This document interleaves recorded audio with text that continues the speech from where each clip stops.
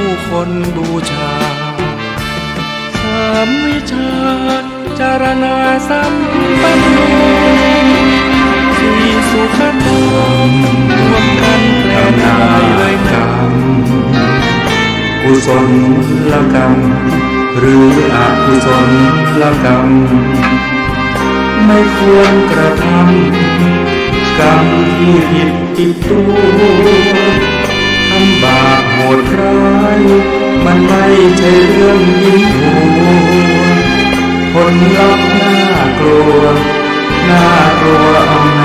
าจกรรม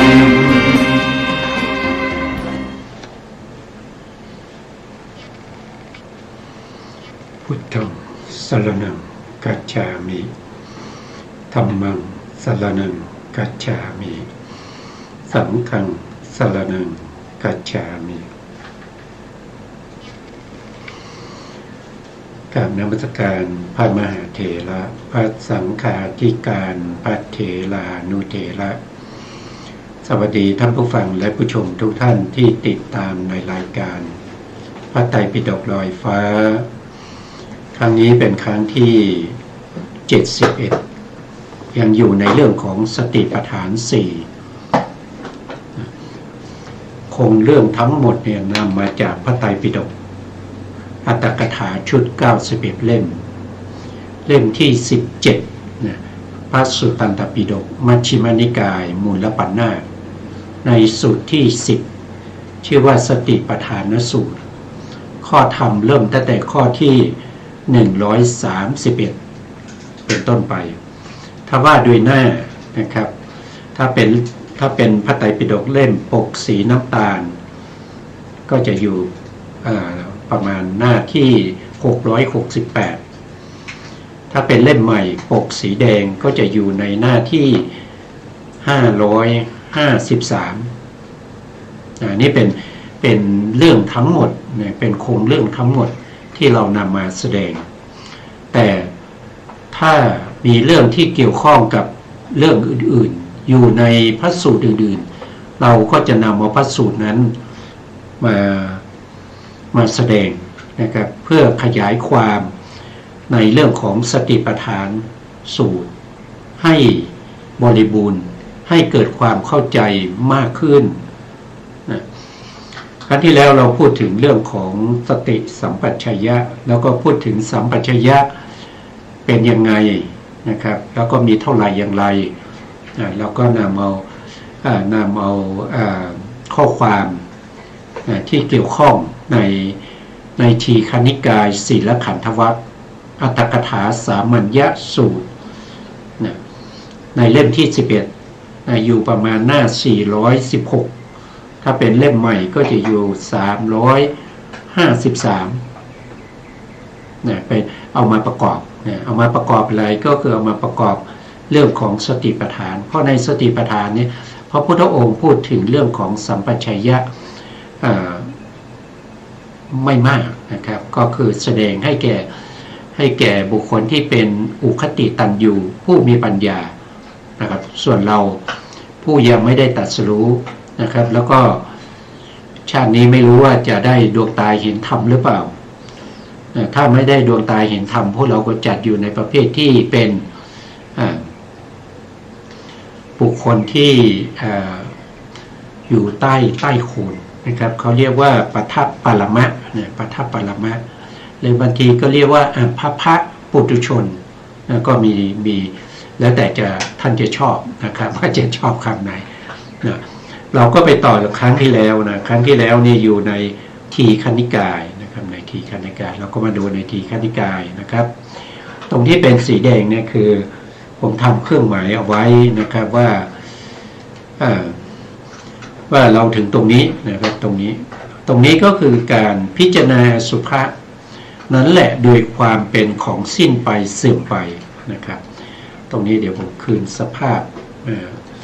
เป็นปกติก่อนนะครับคือเมื่อพิสูจน์เนี่ยนะครับพูดถึงเรื่องเดิมก่อนนะครับเดี๋ยวท่านจะไม่เข้าใจนะบางท่านอาจจะเข้ามาใหม่แล้วไม่เข้าใจนะครับ คำว่าสัมปชัญญะนะสัมปชัญญะในที่นี้นะครับก็คือมีอยู่4อย่างนะครับอย่างที่1ก็คือสาตถากะสัมปชัญญะ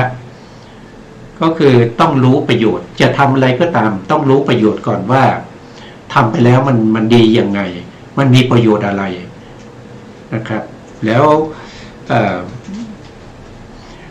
มันก่อให้เกิดความเสียหายหรือไม่ขัดต่อประโยชน์ทำไปแล้วขัดต่อประโยชน์ในโลกนี้ไหมขัดต่อประโยชน์ในโลกหน้าหรือเปล่าหรือว่าทำลายเสียซึ่งประโยชน์อย่างยิ่งเราต้องรู้นะครับถ้าเราไม่รู้เราก็ทำไปโดยเป็นอวิชชาไม่รู้เรื่องนะครับไม่รู้เรื่องเป็นอวิชชาข้อ2ท่านก็เรียกว่าเป็นสัพพยะสัมปชัญญะเมื่อเรารู้ว่าสิ่งที่เราจะทำนั้นมีประโยชน์ทีนี้เราก็จะทำละทีนี้ในขณะที่เราทำนะมันสะดวกสบายไหมมันเป็นปัญหาไหมเป็นงานที่มีปัญหาไหมมีปัญหาต่อสุขภาพไหมมีปัญหาต่อสิ่งแวดล้อมสังคมผู้ที่อยู่ใกล้เคียงไหมก็ต้องดูให้หมดต้องดูให้หมดว่าสัพพยะหรือเปล่าสะดวกสบายในการทำได้สะดวกไม่ยุ่งยากไม่วุ่นวายต้องรู้นะแล้วข้อที่3ก็คือโคจรสัมปชัญญะโคจรสัมปชัญญะก็คือต้องมีปัญญาในการไปนะปัญญาในที่นี้ก็หมายถึงกรรมฐานนั่นเองกรรมฐานก็จะมีอยู่2อย่างก็คือมีสมถกรรมฐานแล้วก็วิปัสสนากรรมฐานหรือเรียกว่าสติปัฏฐานนะวิปัสสนาหรือสติปัฏฐานในการไปเนี่ยเราสามารถนำกรรมฐานไปด้วยได้ไหมแล้วก็เวลากลับจะมีกรรมฐานมาด้วยไหมอันนี้ต้องรู้ด้วยนะ4ก็คืออาสัมโมหะสัมปัชัญญะอาสัมโมหะสัมปัชัญญะก็คือไม่หลงความไม่หลงอาสัมโมหะคือความไม่หลงไม่หลงยังไงก็คือเวลาที่เราเจริญกรรมฐานนั้นมีนิวรณ์เข้ามาแทรกไหมเราเจริญได้ไหมหรือว่าเราเจริญได้แบบขาดหายนะเดี๋ยวก็เจริญเดี๋ยวก็ขาดไปเดี๋ยวก็หายไปนะครับต้องไม่หลงนะต้องไม่หลงต้องมีปัญญาในการเจริญสมถะหรือวิปัสสนาทั้งขาไปแล้วก็ขากลับคำว่าไปคำว่ากลับเนี่ยไม่ใช่เราจะต้องเดินทางไปนะครับถึงแม้เรายืนอยู่นะครับเพราะในพระสูตรนี้บอกว่าถึงแม้ว่าเรายืนอยู่ถ้าเราเอ็นไปข้างหน้านั่นก็แสดงว่าเราไปละนั่นก็คือการไปถ้าเราเอ็นไปข้างหลังนั่นแสดงว่าเป็นการถอยกลับก็คือกลับนะครับเอ็นซ้ายเอ็นขวาพวกนี้ทั้งหมดเนี่ยจะต้องมีสัมปชัญญะเป็นตัวที่เป็นตัวปัญญาที่คอยรู้อะไรก็ต้องมีกรรมฐานนั่นเองเนี่ยเป็นสมถะหรือวิปัสสนาก็ได้นะครับต้องไม่หลงเป็นสำคัญต้องไม่มีนิวรณ์ไม่มีกรรมฉันทานิวรณ์พยาปาทานิวรณ์ถีนามิทานิวรณ์อุทธัจจกุกุจจานิวรณ์แล้วก็วิจิกิจฉานิวรณ์นี่เข้ามาแทรกในระหว่างที่เรากำลังเจริญกรรมฐานอยู่อย่าให้เกิดอย่าให้เกิดอย่างนั้นนี่ก็เรียกว่าเป็นครั้งที่แล้วเราพูดไปนะครับจนมาถึงคือทำอะไรก็ตามนะครับจะต้องมีกรรมฐานอยู่นะครับไม่ว่าเราตั้งแต่ตื่นนอนพูดง่ายๆตั้งแต่ตื่นนอนนะครับตั้งแต่ตื่นนอนไปจนถึงเข้านอนจะต้องมีกรรมฐาน บางครั้งเวลาตื่นเช้ามาเนี่ยเราก็มีการทำวัดใช่ไหมครับเราก็มีการทำวัดในขณะที่เราทำวัดนั้นเราก็พักกรรมฐานไว้ก่อนแล้วก็ทำวัดสวดมนต์หลังจากทำวัดสวดมนต์เสร็จแล้วนะครับเราก็เตรียมตัวที่จะไปบิณฑบาตเราก็ต้องมีกรรมฐานไปด้วยนะครับเมื่อไปถึงลานพระเจดีย์นะครับก็ไปกราบพระเจดีย์มีการประทับศีลนะครับเวียนรอบพระเจดีย์แล้วก็กราบพระเจดีย์ในทิศทั้ง4ถ้าเป็นเจดีย์เล็กๆนะครับก็ให้กราบทิศ8ทิศนะครับก็คือทิศเหนือแล้วก็ทิศตะวันออกเฉียงเหนือตะวันออกอย่างเงี้ยนะครับแล้วก็ตะวันตกทิศใต้นะตะวันออกเฉียงใต้แล้วก็ทิศใต้แล้วก็ตะวันตกเฉียงใต้แล้วก็ทิศตะวันตกนะครับแล้วก็ทิศตะวันตกเฉียงเหนือแล้วก็ทิศเหนือก็ต้องกราบพระเจดีย์ประทับศีล3 รอบถ้าเป็นเจดีย์ใหญ่ก็เอาเฉพาะทิศเหนือทิศตะวันออกทิศใต้แล้วก็ทิศตะวันตกถ้าไปที่ลานโพก็ไปรดน้ำต้นโพนะครับในขณะที่ไปนั้นถ้าเราเจริญกรรมฐานประเภทที่เป็นพุทธานุสติเนี่ยก็เจริญกรรมฐานต่อไปแต่ถ้าเราเจริญกรรมฐานอื่นเช่นอานาปานสติเรื่องของอสุภะนะครับหรือเรื่องของกายคตาสติต้องพักไว้ก่อนแล้วก็เจริญในเรื่องของพุทธานุสตินะเข้าไปที่ต้นโพหรือว่าเข้าไปที่ลานพระเจดีย์เราต้องเจริญพุทธานุสติเพราะพระเจดีย์หรือว่าต้นโพเนี่ยก็เป็นสัญลักษณ์นะครับของพระพุทธเจ้านะต้นโพก็เป็นสัญลักษณ์ว่าพระพุทธองค์ได้ตรัสรู้อรหันตสัมมาสัมพุทธเจ้าที่ใต้ต้นโพที่ใต้ต้นโพได้ฆ่ากิเลสได้ประหารแล้วซึ่งอนุสัยกิเลสทั้ง7ได้ด้วยพระองค์เองได้ตรัสรู้อรหันตสัมมาสัมพุทธเจ้าด้วยพระองค์เองเราก็เจริญพุทธานุสติเสร็จแล้วนะครับเราก็จะไปบิณฑบาตนะครับจะไปบิณฑบาตเราก็ออกจากพระเจดีย์ก็ถือเอากรรมฐานนะถือเอากรรมฐานของเรานะครับที่เอาวางไว้ก่อนที่จะเข้าไปที่ต้นโพนะครับแล้วก็กรรมฐานนั้นก็เจริญไปนะถ้าใครเจริญพุทธานุสติก็นำเข้าไปในลานโพลานพระเจดีย์แล้วก็เอาไปบิณฑบาตด้วยให้ติดไปนะครับนะเพื่ออะไรก็เพื่อให้กรรมฐานนั้นได้มีกรรมฐานนั้นได้มีอะไรมีความชำนาญ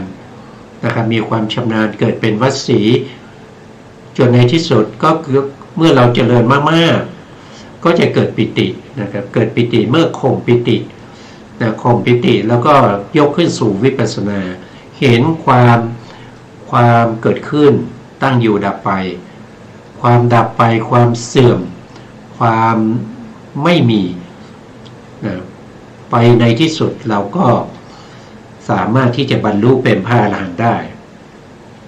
นี่ก็เป็นเรื่องที่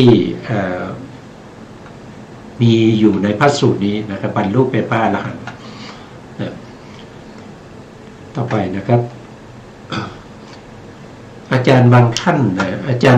นี่ยท่านก็กล่าวว่า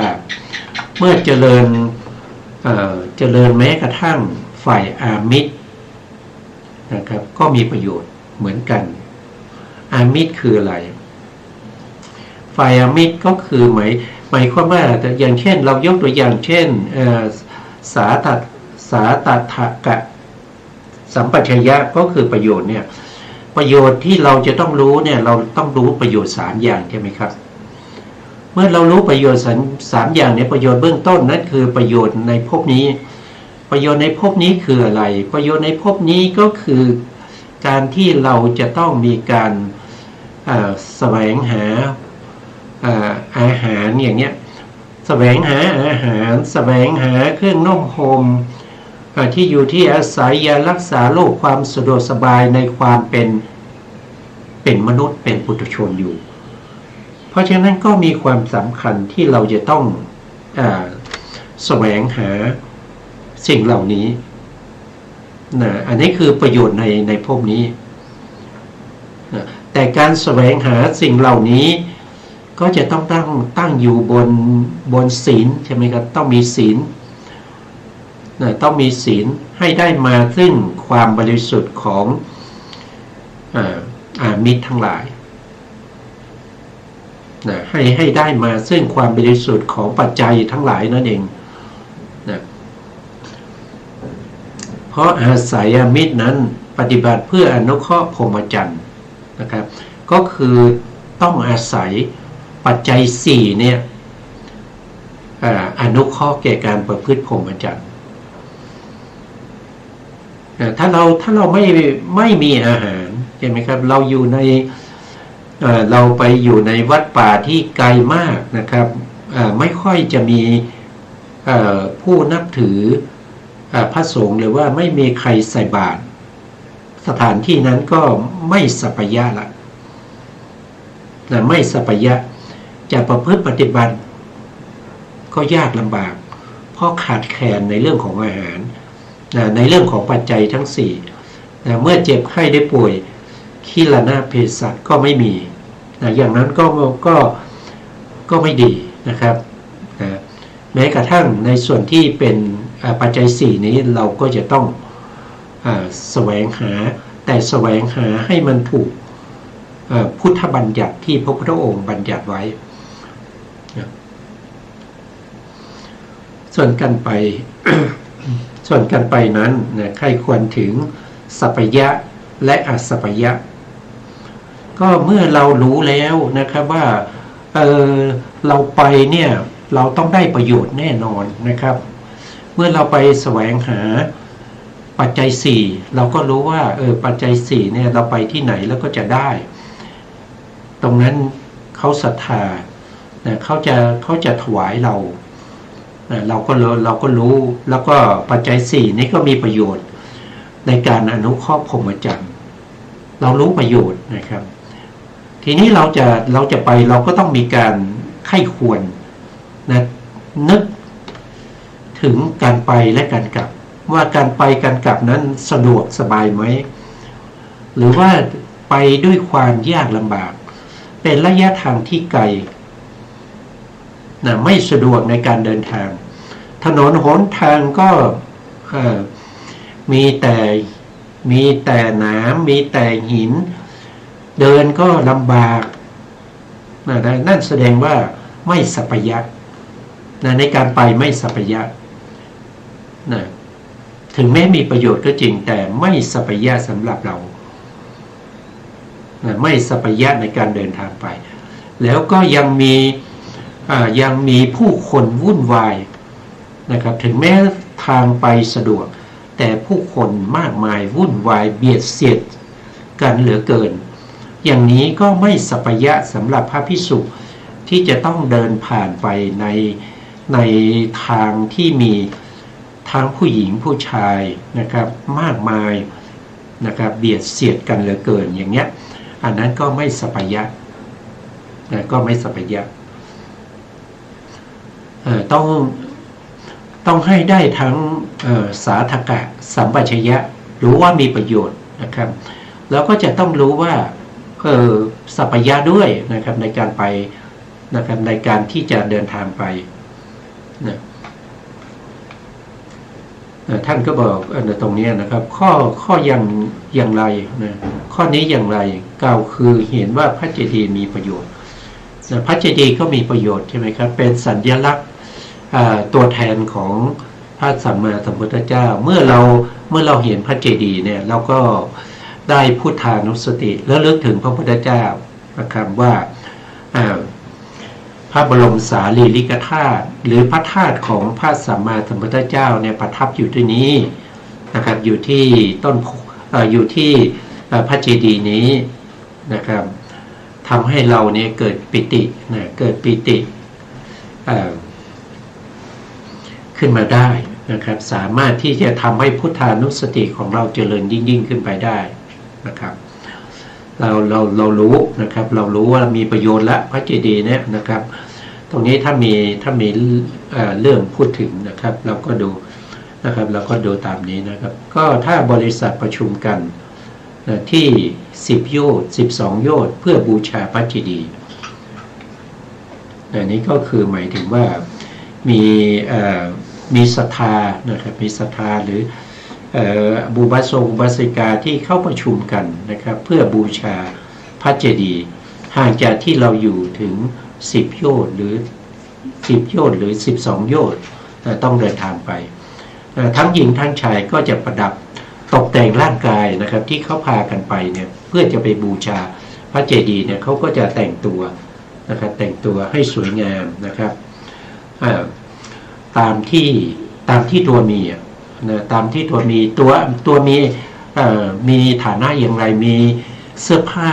หรือว่ามีเครื่องประดับอะไรที่ดีที่สุดของตัวก็จะแต่งมานะครับแต่งมาเพื่อจะไปร่วมพิธีบูชาพระเจดีย์นะในการเดินทางไปนะครับท่านก็บอกว่านะครับมันมีคนมากมายใช่ไหม มันก็พากันไปนะครับเดินทางไปนะในขณะที่ไปนั่นนะครับในที่นั้นนะโลภะย่อมเกิดขึ้นถ้าพระภิกษุไปเนี่ยโลภะก็ย่อมเกิดขึ้นโลภะคือความยินดีติดใจเมื่อไปเห็นผู้หญิงใช่ไหมเห็นสีกาแต่งตัวสวยงามอย่างเงี้ยเกิดโลภะขึ้นมาในใจอันนั้นไม่สัปปายะแล้วนะครับไม่สัปปายะแล้วเกิดขึ้นแก่ภิกษุนั้นนะครับเพราะเป็นอารมณ์ที่น่าปรารถนานะครับบางครั้งนี่ไปเนี่ยก็เห็นคนที่เราไม่ชอบนะครับที่เขาเคยว่าร้ายเราเคยด่าเราหรือว่าเคยทำร้ายทุบตีเราเนี่ยไปพบอย่างนี้ก็เกิดปฏิฆะนะเกิดปฏิฆะก็คือความไม่พอใจนั่นเองเกิดขึ้นได้นะครับในระหว่างไปในระหว่างไปโมหะก็เกิดขึ้นได้เพราะอะไรเพราะเราไม่ได้พิจารณาเราไม่ได้พิจารณาเราไม่ได้ใส่ใจถึงสภาวธรรมเหล่านั้นเราไม่ได้มีกรรมฐานว่าการเห็นนะมันไม่ใช่ผู้หญิงผู้ชายมันไม่ใช่ในกอที่เคยทำร้ายเราในขอที่เคยด่าเรา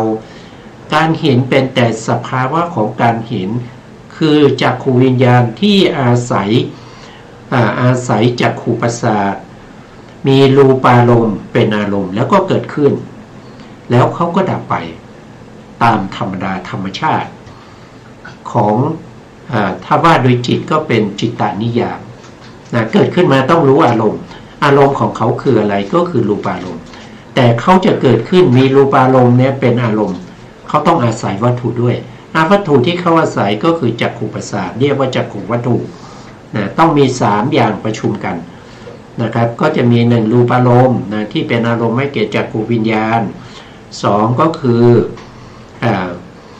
โสตประสาทนะที่รูปารมณ์มากระทบกับโสตประสาทแล้วก็เป็นเหตุเป็นปัจจัยให้เกิดจักขุวิญญาณจักขุวิญญาณเกิดขึ้นก็มีรูปารมณ์นั้นเป็นอารมณ์ก็เป็นสภาวธรรมอย่างนี้ไม่ใช่ว่าเขาเคยด่าเรานะเขาเคยทำร้ายเราไม่ใช่ว่าสิ่งที่เราเห็นนะมันสวยนะมันสวยเป็นผู้หญิงที่งามมากนะครับติดใจไม่ใช่นะครับเป็นแต่สภาวะของการเห็นเป็นแต่สภาวะของการได้ยินนะได้ยินเสียงนะเมื่อได้กลิ่นนะครับอยู่ใกล้ผู้หญิงก็จะได้กลิ่นนะน้ำหอมหรือว่าแป้งอย่างเงี้ยมันก็ไม่ใช่กลิ่นของแป้งอะไรในสภาวะของการได้กลิ่นนะเขาจะรู้กลิ่นอย่างเดียวเขายังไม่สามารถที่จะแยกออกมาได้ว่า เป็นกลิ่นแป้งกลิ่นน้ำหอมนะการที่เรารู้ว่าเป็นน้ำหอมหรือเป็นแป้งนั่นแสดงว่ามีการปรุงแต่งนะครับมีการไปปรุงแต่งที่ใจแล้วก็ออกมาแล้วนะครับถ้าเป็นน้ำหอมเป็นสิ่งที่หอมก็มีความยินดีติดใจถ้าเป็นสิ่งที่เราไม่ชอบใช่ไหมถึงจะเป็นน้ำหอมแต่กลิ่นนี้เราไม่ชอบเราดมแล้วมันคัดจมูกก็เกิดความไม่พอใจสิ่งเหล่านี้มันเป็นสิ่งที่ปรุงแต่งขึ้นมาด้วยสภาวะของนำทางมโนทวารเพราะฉะนั้นการได้กลิ่นก็เป็นแต่กลิ่นเท่านั้นเองนะถ้าเรามีกรรมฐานไปใช่ไหมครับเรารู้ว่ากลิ่นนี้มันกระทบกับประสาทจมูกแล้วก็ทำให้จิตดวงหนึ่งเนี่ยเกิดขึ้นมาอาศัยประสาทจมูกแล้วก็ไปรู้กลิ่นนั้นสภาวธรรมสามอย่างที่ประชุมกันอย่างนี้เป็นผัสสะใช่ไหมเป็นผัสสะผัสสะนั้นเกิดขึ้นก็จะเป็นเหตุเป็นปัจจัยให้เกิดเวทนาเวทนาที่เราชอบก็เป็นเวทนาที่เป็นโสมนัสที่เป็นสุขนะครับเป็นโสมนัสเป็นสุขหรือว่าถ้าเราไม่ชอบก็เป็นปฏิฆะก็เป็นโทสะแต่ถ้าเราไม่พิจารณาเราไม่รู้นะครับเราดมกลิ่นแล้วเราก็ไม่รู้ไม่ชี้นะครับไม่รู้อะไรเลยอันนั้นก็เป็นโมหะนะครับก็เป็นโมหะนะเพราะว่าเราไม่มีกรรมฐานใช่ไหมเมื่อเราไปประสบพบเจอกับสถานการณ์อย่างนั้นหรือเหตุการณ์อย่างนั้นเนี่ยเราไม่มีกรรมฐานเราไม่สามารถที่จะระลึกถึงกรรมฐานขึ้นมาเพื่อจะเป็นโยนิโสมนสิการให้จิตของเราเนี่ยเป็นกุศลเมื่อจิตของเราเนี่ยไม่มีมโนทวาราวชนะจิตนะครับที่ทำหน้าที่อาวชนะไม่มีโยนิโสมนสิการไม่ได้ใส่ใจไว้โดยแยบคายในความฉลาดในการคิดนั่นก็เป็นอกุศลจิตเราก็เป็นโลภะโดยปกติก็จะเป็นอยู่อย่างนี้นะครับแต่ถ้าผู้ที่ได้ศึกษาได้เล่าเรียนได้สดับตับฟังมาสามารถเปลี่ยนจากความจิตของเราที่เป็นบาปให้เป็นกุศลได้ด้วยการอาศัยข้อมูลที่เราได้ยินได้ฟังมาที่สะสมมาให้เป็นโยนิโสมนสิการอันนี้ก็เป็นเรื่องที่เราต้องเข้าใจนะครับเพราะถ้าเราหวังประโยชน์นะครับหวังประโยชน์ในการที่จะพ้นจากวัฏฏะสงสารพ้นจากความทุกข์ทรมานในการเวียนว่ายตายเกิดโมหะย่อมเกิดขึ้นเพราะไม่พิจารณาเกิดปฏิฆะเพราะไม่ชอบนะครับเกิดโลภะเกิดโลภะเพราะความยินดีติดใจชอบใจเกิดโทสะไม่ชอบเมื่อประสบกับอารมณ์ต่างๆแล้วไม่พิจารณาก็เป็นโมหะถ้าเป็นพระภิกษุสงฆ์เนี่ยก็จะต้องต้องอาบัติต้องอาบัติมีอาบัติด้วยนะครับมีอาบัติยังไงเพราะกายะสังสักขะนะครับคำว่าสังสักขะเนี่ยกายะสังสักขะนี่คือความประพฤติทางกายที่ล่วงเกินพุทธบัญญัติเช่นไปจับต้องกายหญิงอย่างเงี้ยนะบางครั้งเนี่ยอาจจะไปถูกต้องกายหญิงด้วยการเบียดเสียดกันไปนะครับเพราะคนมากอย่างเงี้ยนะบางครั้งก็ไม่ได้ตั้งใจนะครับแต่การไม่ได้ตั้งใจที่ไปสัมผัสกับมาตุคามบ่อยๆเนี่ยมันจะเปลี่ยนจากความไม่ได้มีเจตนากลายเป็นมีเจตนา มีเจตนาที่จะเข้าไปใกล้มีเจตนาที่จะแสวงหาโอกาสในการที่จะถูกต้องกายหญิงสังสักขะ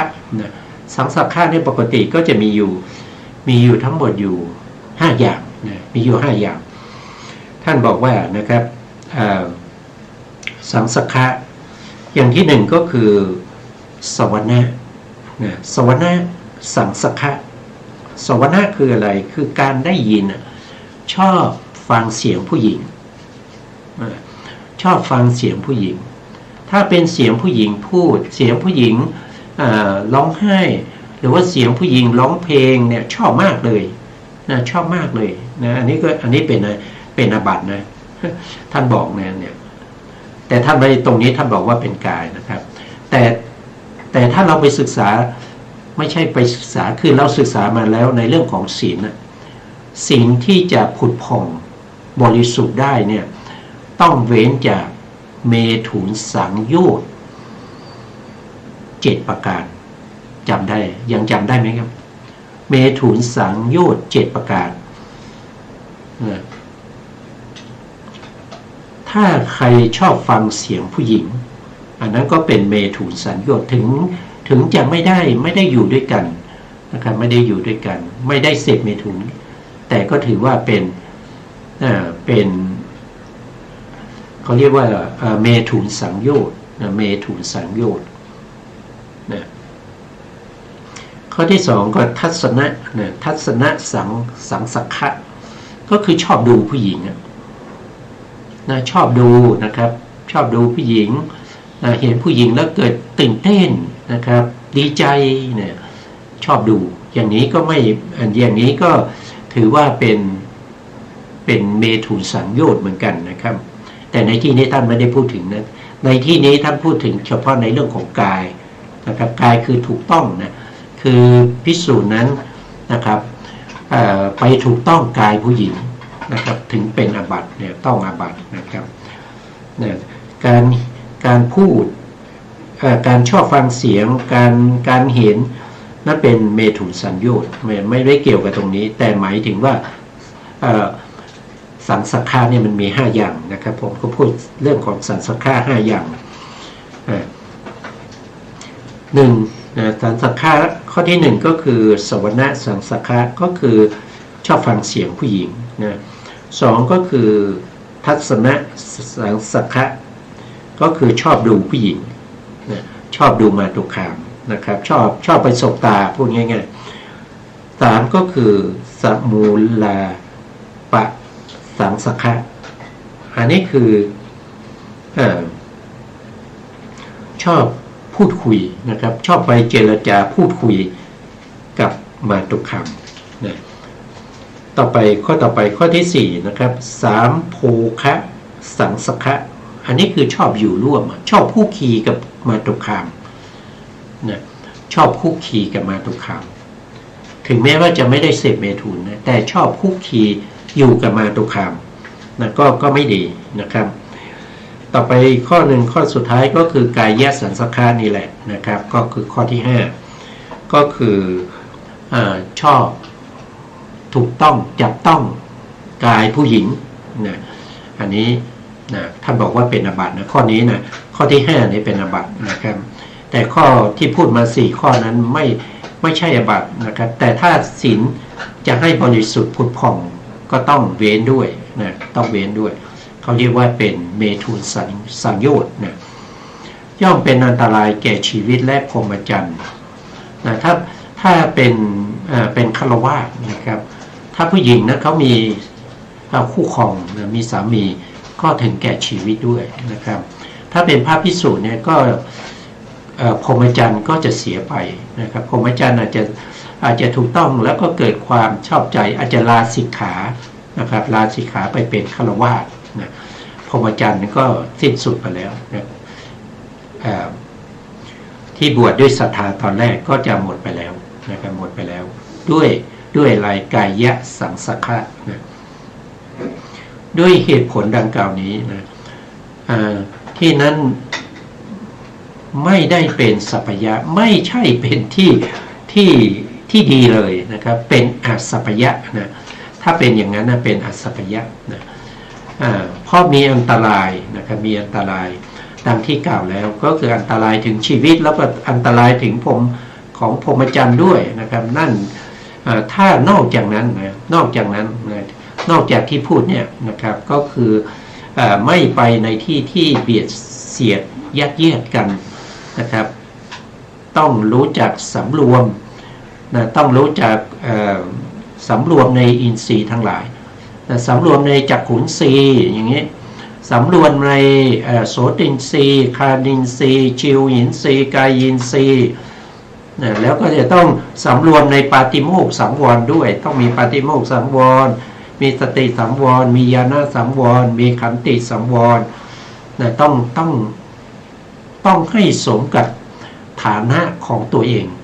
นะถ้าตัวเองอยู่ในฐานะไหนก็จะต้องระลึกถึงพรหมจรรย์ระลึกถึงพรหมจรรย์ระลึกถึง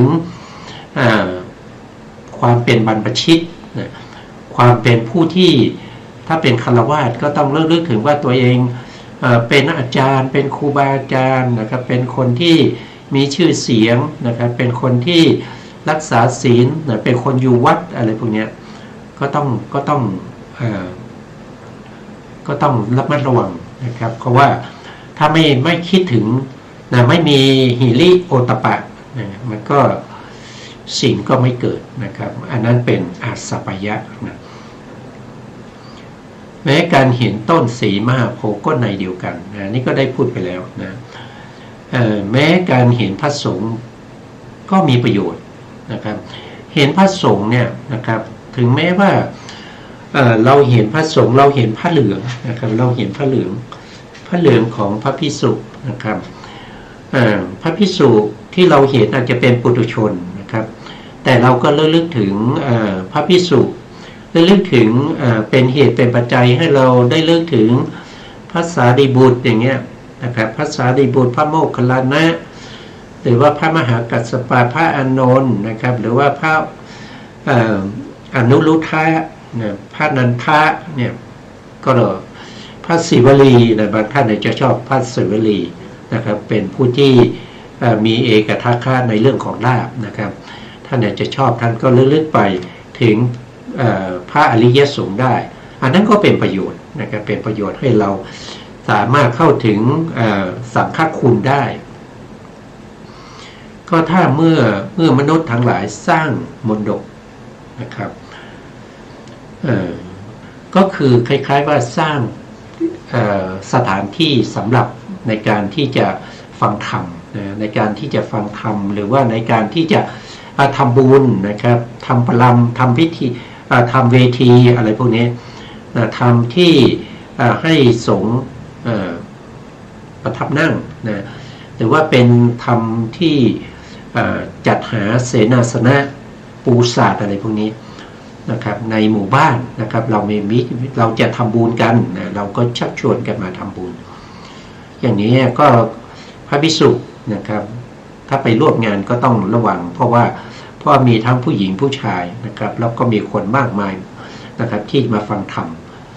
นะครับในสมัยโบราณเนี่ยท่านชอบฟังธรรมนะถ้าที่ไหนจัดฟังธรรมเนี่ยคนจะเนืองแน่นไปหมดนะไม่เหมือนกับปัจจุบันนี้นะครับที่ไหน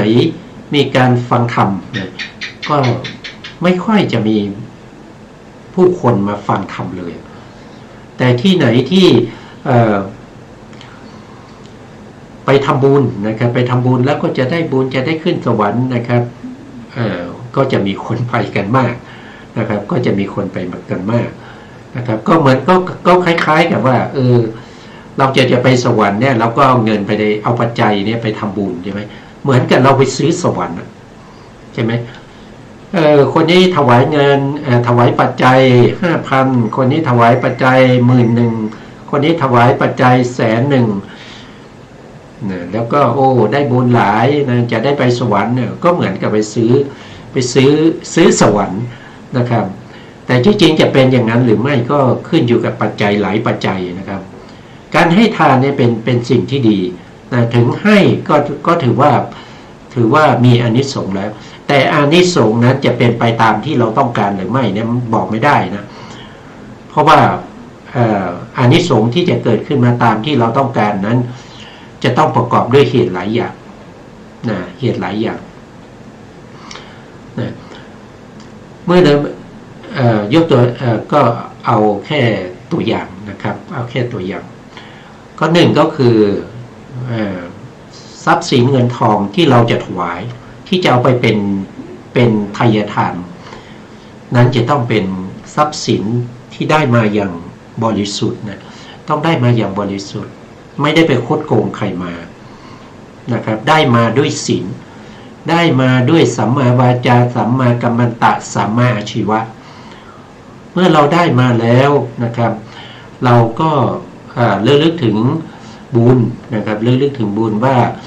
เงินนี้ปัจจัยนี้เราจะไปทำบุญแล้วก็จะไปทำบุญกับใครนะครับบุคคลนั้นจะต้องเป็นบุคคลที่มีคุณธรรมอย่างน้อยๆต้องมีศีลนะถ้าเป็นบุคคลที่ไม่มีศีลถ้าเราไปถวายนะครับเราไปทำบุญกับคนไม่มีศีลเนี่ยมันก็ได้อานิสงส์เหมือนกันแต่มันได้อานิสงส์น้อยนะถ้าเราหวังจะไปเป็นเทวดาเราถวายเงิน5 ล้านนะแต่ผู้รับเนี่ยเขาไม่มีศีลนะครับเราก็อาจจะได้แค่กลับมาเป็นมนุษย์นะครับเทวดาไม่ได้ไปละนะได้มาเป็นมนุษย์นะครับก็อาจจะได้แค่นั้นนะครับมันไม่ได้อย่างที่เราต้องการนะแล้วถ้าเวลาเราทำบุญเนี่ยนะทำบุญอุทิศไปให้ผู้ตายเนี่ยผู้ที่ล่วงลับเช่นพ่อแม่หรือปู่ย่าตายายใช่ไหมครับแล้วของเราก็ได้มาอย่างบริสุทธิ์นะครับเราก็มีจิตศรัทธาในการถวายแต่พระภิกษุเนี่ยเรามีจิตศรัทธากับพระภิกษุเนี่ยเราก็ไปถวายแล้วก็อุทิศไปให้ญาติของเราแต่ถ้าพระภิกษุเนี่ยท่านศีลไม่บริสุทธิ์เนี่ยทายทานที่เราถวายนะมีบุญไหมได้บุญแล้วครับได้บุญถามว่าไปถึงญาติของเราไหมถ้าสมมติว่าญาติของเรากำลังรอรับส่วนบุญนะครับเป็นเป็ดเป็นอะไรก็ตามแต่รอรับส่วนบุญเนี่ยเวลาเราไปถวายแก่บุคคลที่ไม่มีศีลเนี่ยญาติของเราก็ได้บุญก็ได้นิดเดียวใช่ไหมครับอย่างเช่นเราตามปกติเนี่ยถ้าสมมติว่าในพระสูตรมีนะครับในเรื่องของเป็ดของพระเจ้าญาติพระเจ้าพิมพิสารเนี่ยไปเกิดเป็นเป็ดเนี่ยเมื่อไปเกิดเป็นเป็ดก็ไม่เคยได้อาหารเลยนะครับตั้งแต่สมัยพระพุทธเจ้าถ้าจำไม่ผิดนับถอยหลังจากภัตตกัปนี้ไปนะครับไปเป็นกัปที่92นะเป็นโลกใบที่92นะนับถอยหลังจากโลกของเราไป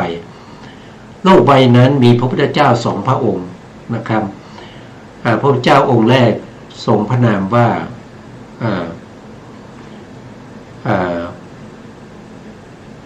ติสะนะติสะสัมมาสัมพุทธเจ้าองค์ที่2ก็เป็นบุษะนะทีนี้พระพุทธเจ้าเนี่ยอุบัติขึ้นแล้วเนี่ยนะก็มีพระราชาเนี่ย ท่านก็เอาพระพุทธเจ้าเนี่ยนะครับว่าเป็นของเราพระพุทธเจ้าของเรานะครับพระพุทธเจ้าเป็นลูกของเรานะครับก็เ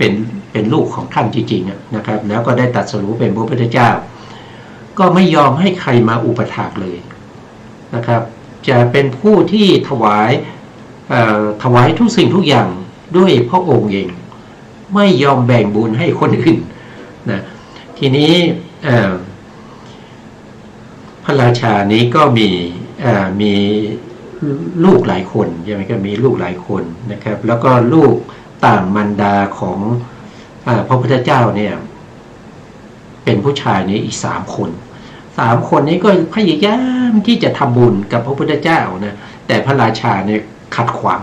นะครับเราจะทำเองนะไม่ให้ลูกทำนะครับเราจะเอาบุญเองนะทีนี้ก็ไม่รู้จะทำยังไงนะครับพี่น้อง3 คนนี้ก็ ทำให้เกิดมีปัญหาชายแดนนะครับเกิดกบฏนะเกิดกบฏทีนี้ก็จะทำยังไงพระราชาก็ส่งเจ้าชาย3 องค์นี้ไปปราบนะเจ้าชาย3 องค์นี้ก็ไปปราบกบฏนะครับจริงๆแล้วก็เป็นเรื่องที่สร้างขึ้นมานั่นเองนะพอเสร็จแล้วก็กลับมานะครับได้ชัยชนะกลับมาแล้วก็พระราชาว่าอยากได้อะไรก็ให้บอกมานะเจ้าชายทั้ง3ก็บอกว่าขอเว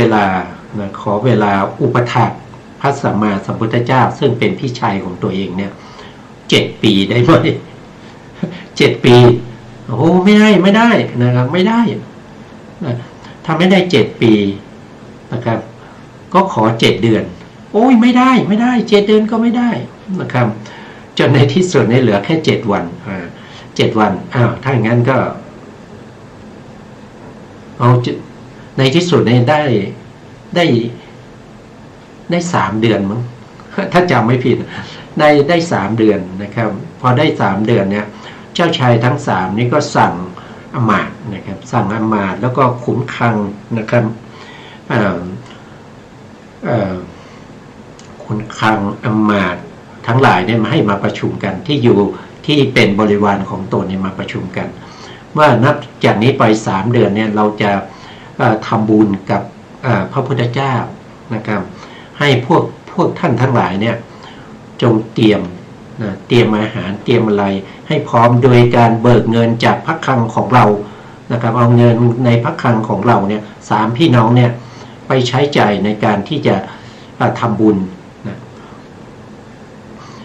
แล้วเมื่อหลังจากนั้นท่านก็บอกว่านะในภายใน3 เดือนเนี่ยเราจะถือศีลนะเราจะรักษาศีลนะให้พวกท่านเนี่ยเป็นผู้ที่ทำอาหารแล้วก็ถวายแก่พระพุทธเจ้าซึ่งเป็นพี่ชายของเรานะครับเราจะไปอยู่ที่วัดของพี่ชายเราก็จะไปรักษาศีลนะครับรักษาศีล8นะครับเสร็จแล้วเนี่ยพวกที่ทำอาหารนะครับทำอาหารถวายเนี่ยก็ทำอาหารมาแล้วก็ญาติลูกหลานเนี่ยมันร้องไห้นะครับตอนที่พระพุทธเจ้ายังไม่ได้เสด็จมานะครับทำอาหารเสร็จแล้วลูกหลานก็ร้องไห้อยากจะทานเนี่ยนะครับก็เลยไม่รู้จะทำไงก็ตักอาหารในส่วนหนึ่งนะครับแบ่งอาหารส่วนหนึ่งไปให้แก่ลูกหลานนะครับแล้วก็พวกที่เป็นญาติเป็นอะไรนี่ก็แบ่งอาหารที่จะเอาถวายผ้านะมากินก่อนนะแล้วพระพุทธเจ้าและสาวกทั้งหลายก็เสด็จมาแล้วก็เอาอาหารเนี่ยถวายพระพุทธเจ้าอาหารนั้นก็หมดพอดีไม่เหลือเลยนะครับไม่เหลือเลยนะครับด้วยบาปนะครับที่เอาอาหารของพระไปฉันก่อนนะครับโดยไม่รอเนี่ยก็ได้ไปเกิดเป็นเปรตตั้งแต่สมัยพระพุทธเจ้าปุษะนะครับ92 กัปที่แล้วนะครับพอพระพุทธเจ้าปุษะเนี่ยปรินิพพานไปแล้วนะครับก็เว้นมาอีกกัปหนึ่งก็เป็นกัปที่91นะครับก็พระพุทธเจ้าอุบัติขึ้นมา1 องค์ก็คือพระวิปัสสีสัมมาสัมพุทธเจ้านะเปรตทั้งหลายนี้ก็อดอยากนะครับอดอยากมากนะครับไม่เคยได้กินอะไรเลยนะครับก็เลยมาเข้าเฝ้าพระพุทธเจ้านะครับขอพระพุทธเจ้าช่วยพระพุทธเจ้าก็บอกว่าให้พวกเธอรอไปก่อนนะเพราะว่าพวกเธอยังไม่สามารถที่จะได้ส่วนบุญนั้นนะครับให้รอไปก่อนให้รอไปถามพระพุทธเจ้าองค์หน้านะพระพุทธเจ้าองค์หน้าเนี่ยนับจากนี้ไปอีกเท่าไหร่นะครับไปอีก60นะ59 กัปนะ60 กัปนะนับจากนี้ไปอีก60 กัปเนี่ยจะมีพระพุทธเจ้าอุบัติขึ้นนะพระพุทธเจ้าองค์นั้นทรงพระนามว่าพระพุทธเจ้าสิกขีนะพระพุทธเจ้าสิกขีสัมมาสัมพุทธเจ้าเป็ดพวกนี้ก็รอนานมากเลย นะครับรอเป็นกับนะ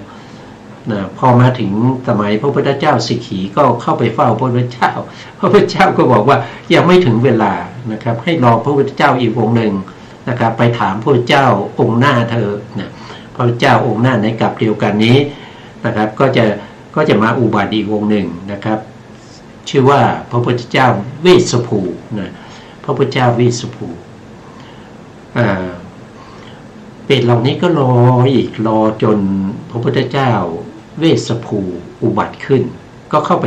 เฝ้าพระพุทธเจ้าพระเจ้าก็บอกว่าโอ้ยยังไม่ถึงเวลาเลยรอไปก่อน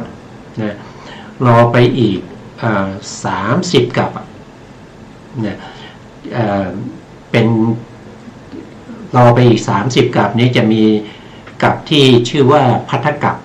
นะภัททกับจะมีพระพุทธเจ้า5 พระองค์ด้วยกันให้ไปถามพระพุทธเจ้าองค์ที่1นะครับตังหังกรรอมาตั้งนานนะครับไม่ได้กินอะไรเลยด้วยความหิวด้วยความทุกข์ทรมานนะครับแล้วก็พระพุทธเจ้ากักกุสันโธก็อุบัติขึ้นในภัททกับนี้ในภัททกับโลกเราใบนี้นะพระเจ้าองค์แรกเนี่ยชื่อว่ากักกุสันโธสัมมาสัมพุทธเจ้าพระพุทธเจ้ากักกุสันโธก็บอกว่าโอ้ในยุคของเรานี้พระเจ้ายังไม่บุญยังไม่มีนะบาปที่พวกท่านทำนี้ยังไม่หมดนะครับไม่มีโอกาสนะให้ไปถามพระพุทธเจ้าองค์หน้าเถอะนะพระเจ้าก็อยู่มาอีกนานมากนะพระพุทธเจ้ากักกุสันโธก็ปรินิพพานไปนะครับแล้วก็มีพระพุทธเจ้าอีกองค์หนึ่งเกิดขึ้นมาชื่อว่าโกนาคัมมนะสัมมาสัมพุทธเจ้าเพศเหล่านี้ก็ไปถามพระพุทธเจ้าโกนาคัมมนะเมื่อไปถามพระพุทธเจ้าก็โกนาคัมมนะท่านก็บอกว่านะในยุคของเราเนี่ยพวกท่านยังไม่กรรมที่พวกท่านทำยังไม่หมดนะครับให้ไปถามพระพุทธเจ้าอีกองค์หนึ่งที่จะอุบัติในโอกาสข้างหน้านะเมื่อพระพุทธเจ้าโกนาคัมมนะปรินิพพานไปแล้วนานมากนะก็มีพระพุทธเจ้าอีกองค์หนึ่งเกิดขึ้นนะพระพุทธเจ้าองค์นี้ก็จะทรงพระนามว่ากัสสปะสัมมาสัมพุทธเจ้านะก็ไปถามพระพุทธเจ้ากัสสปะสัมมาสัมพุทธเจ้าพระพุทธเจ้าท่านก็บอกว่ายังไม่ถึงเวลานะครับค่อยไปถามพระพุทธเจ้าองค์ต่อไปนะโกนาคัมมนะนะครับหรือพระโคดมนะพระพุทธเจ้ากัสสปะก็ปรินิพพานไปนะครับพระพุทธเจ้าองค์ใหม่ก็เกิดขึ้นนะครับพระพุทธเจ้าของเรานี่เองนะครับโคตมะนะเมื่อเกิดขึ้นมาแล้วเนี่ยนะพระพุทธเจ้าก็ไปเผยแผ่พระพุทธศาสนาใช่ไหมครับแล้วก็พระเจ้าพิมพิสารก็ถวายทานแล้วก็ถวายวัดเวรุวันนะครับพอถวายแล้วก็ไม่ได้อุทิศส่วนบุญส่วนกุศลให้แก่พระญาติของพระเจ้าพิมพิสารพระเจ้าพิมพิสารคืนนั้นก็มีเปรตมารบกวนนะครับมีเปรตมาร้องไห้มีเปรตมาส่งเสียงร้องนะครับรบกวนพอพระเจ้าพิมพิสารพระเจ้าพิมพิสารก็ตกใจตื่นขึ้นมานะครับแล้วก็ตอนเช้าก็ไปเฝ้าพระพุทธองค์แล้วก็ไปถามพระพุทธเจ้านะครับพระเจ้าก็บอกว่าไม่มีอะไรหรอกนะไอ้ที่เข้ามาร้องมาส่งเสียงร้องไห้นะเขาเคยเป็นญาติของท่านนะเขาเคยเป็นญาติของท่านเมื่อสมัย92กับที่แล้วนะและพระเจ้าพิมพิสารก็ว่าถ้าทำยังไงล่ะให้เป็ดพวกนี้นะครับได้หายจากความหิวนะครับพระพุทธองค์ก็บอกว่าถ้างั้นก็ต้องทำบุญแล้วก็อุทิศส่วนกุศลไปให้แก่เป็ดเหล่านั้นนะพระเจ้าพิมพิสารก็ถวายทานอีกนะถวายทานแล้วก็อุทิศส่วนกุศลไปให้แก่เป็ดเหล่านั้นในวันต่อมานะเป็ดเหล่านั้นก็ได้อาหารได้หายหิวเป็นครั้งแรกรอมาถึง92กับแล้วก็มาปรากฏในความฝันของพระเจ้าพิมพิสารอีกทีหนึ่งแต่เป็ดเหล่านั้นไม่มีเสื้อผ้านะครับไม่ได้ใส่เสื้อผ้ามา นะครับว่าทานที่ให้ไปนั้นก็ได้สวยได้อิ่มละนะแต่ว่าตอนนี้ยังหนาวอยู่เลยนะผมให้ทราบพระพุทธองค์ก็งั้นก็ให้ถวายผ้านะครับถวายผ้าแล้วก็อุทิศส่วนกุศลไปให้แก่เปรตเหล่านั้นนะพระเจ้าพิมพิสารก็ทำตามนะครับเปรตเหล่านั้นก็มีเสื้อผ้าเป็นอาภรณ์ที่สวยงามนะก็มาเข้าเฝ้าในฝันของพระเจ้าพิมพิสารอีกทีหนึ่งนะโอ้ญาติพี่น้องของเราก็ได้อิ่มน้ำสำราญนะครับได้มีอาภรณ์ที่สวยงามนะครับอันนั้นก็ทำบุญกับบุคคลที่มีศีลเขาเรียกว่าไม่มีใครที่จะมีศีลเหมือนกับพระพุทธเจ้านะครับเพราะฉะนั้นนะครับก็ได้สามารถที่จะส่งอะไรส่งบุญเหล่านั้นนะครับไปให้แก่พญาติของตัวเองได้นะครับได้ด้วยยังไงให้บุญก็ได้บุญนะครับแต่ให้บุญแล้วก็ได้บุญน้อยมันก็ไม่ดีนะครับสุดท้ายนะครับวันนี้เวลาหมดแล้วนะครับสุดท้ายนี้ขอกราบขอบพระคุณพระครูสมุทรวิสุวัฒน์วรกิจโจผู้อำนวยการสถานีวิทยุเพื่อการศึกษาพระพุทธศาสนาและวัฒนธรรม FM 104.5 เมกะเฮิรตซ์วัดฝายหินจังหวัดเชียงใหม่และขอกราบขอบพระคุณพระครูปริยัติยานุศาสตร์ขอบคุณท่านผู้ฟังและผู้ชมทุกท่านที่ติดตามในรายการพระไตรปิฎกลอยฟ้าพบกันใหม่ในโอกาสต่อไปครับวันนี้ลาไปก่อนครับสวัสดีครับ